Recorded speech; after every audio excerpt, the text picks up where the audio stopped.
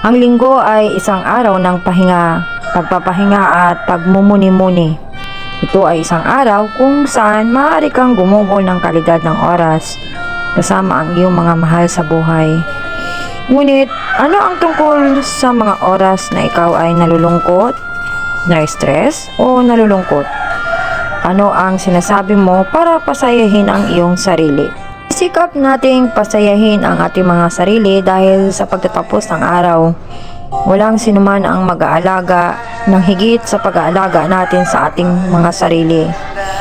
May kagandahan sa pagkilala na ang buhay ay hindi perpekto at hindi kailanman magiging gaano man natin subukan gawin o sabihin ang lahat ng perpekto. May mga sandali ng kabiguan. Hindi natin dapat masyadong pinahirapan ang sarili natin, tama ba? Dapat nating pasalamatan ang ating mga tunay na kaibigan at ang ating pamilya dahil lagi silang nandyan para pasayahin tayo.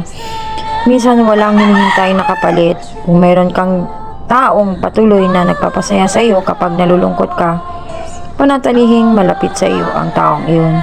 Yun din kung makakita ka ng isang taong kilala mo na hindi maganda ang pakiramdam, pasayahin sila.